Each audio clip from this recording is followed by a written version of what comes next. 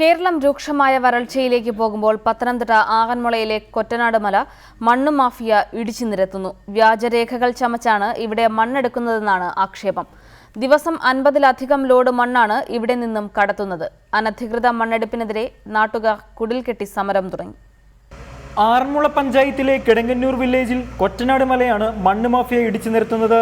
3 വർഷം മുമ്പ് സ്വകാര്യ എഞ്ചിനീയറിംഗ് കോളേജ് ആരംഭിക്കാൻ വേണ്ടിയാണ് മണ്ണെടുക്കൽ ആരംഭിച്ചത്. വ്യാജരേഖകൾ ചമച്ചാണ് മണ്ണെടുപ്പ് നടത്തുന്നത് എന്നാണ് നാട്ടുകാർ ആരോപിക്കുന്നത്.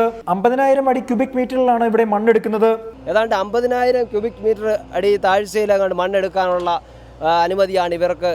ഈ ഉദ്യോഗസ്ഥലത്തിൽ കേരള ഗവൺമെൻറ്റിൻ്റെ എല്ലാവിധ പിന്തുണയോടും കൂടി, മുസ്ലിം ലീഗിൻ്റെ പിന്തുണയോടും, ഇവിടുത്തെ MLA പിന്തുണയോടും, കോൺഗ്രസിൻ്റെ എല്ലാ പിന്തുണയോടും കൂടിയാണ്. അതേസമയം മണ്ണെടുക്കാനുള്ള എല്ലാ രേഖകളും ഉണ്ടെന്നാണ് ജിയോളജി വകുപ്പ് അധികൃതർ പറയുന്നത്. പ്രദേശത്തെ 100 കണക്കിന് വീടുകളിൽ രൂക്ഷമായ കുടിവെള്ള പ്രശ്നവും നേരിടുന്നുണ്ട്.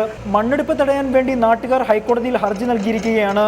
ചരിത്ര പ്രാധാന്യമുള്ള കൊറ്റനാട് മലയെ സംരക്ഷിക്കണമെന്നാവശ്യപ്പെട്ടുകൊണ്ട് സ്ത്രീകളും കുട്ടികളും അടക്കം നിരവധി പേരാണ് കുടിൽ കെട്ടി സമരം നടത്തുന്നത്.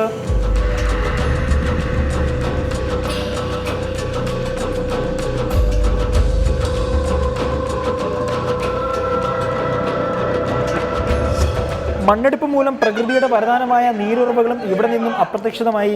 കടുത്ത വേനലിൽ കേരളം വെന്തുരുകുമ്പോൾ അധികൃതരുടെ അനാസ്ഥ മൂലം ഒരു മല തന്നെ ഇല്ലാതാകുകയാണ്. റിപ്പോർട്ടർ, പത്തനംതിട്ട.